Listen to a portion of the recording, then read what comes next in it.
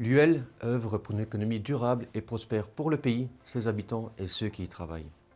Les charges sociales constituent un élément important tant pour l'attractivité des talents que pour la rentabilité des entreprises. Aujourd'hui encore, les cotisations sociales constituent l'un des principaux atouts de compétitivité des entreprises luxembourgeoises dans le contexte de concurrence internationale. Et les cotisations de pension, avec 16% du salaire brut, par salarial, par patronal, représentent la plus grande partie des charges sociales. Par ailleurs, plus de 2 milliards d'euros de l'État y sont consacrés chaque année.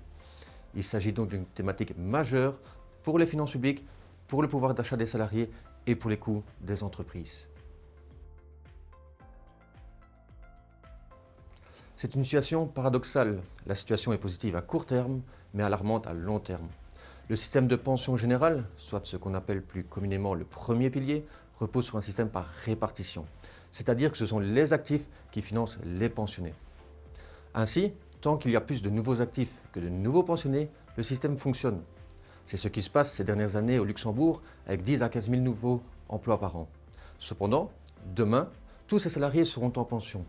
Il faudra donc un nombre impressionnant d'actifs si on veut maintenir l'équilibre financier actuel. On parle de niveau de l'ordre de 2 millions d'habitants dans 30-40 ans. La question que l'UL se pose, c'est y parviendra-t-on?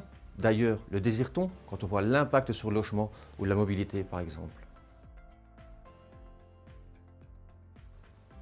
Il y en a 4. Le vieillissement de la population, avec un nombre croissant de pensionnés, le niveau des pensions, le plus élevé de tous les pays de l'OCDE, l'âge de départ effectif en retraite, 61 ans, parmi les plus faibles de tous les pays de l'OCDE, et la durée effective de travail pendant toute une carrière professionnelle. Toutes les études confirment que sans changement, le système n'est pas pérenne à long terme.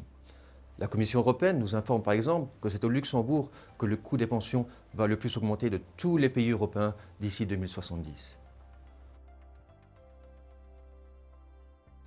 L'UL a proposé de multiples mesures pour pérenniser le système de pension.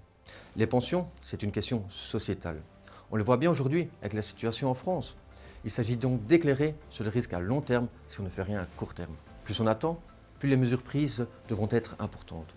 Il faut réussir à s'accorder sur ce que nous attendons du régime général d'assurance pension et de tendre vers un système plus équilibré, avec un premier pilier qui garantit une retraite permettant de vivre décemment, puis des deuxième et troisième piliers plus généreux qui permettent de constituer de la prévoyance employeur et ou personnelle.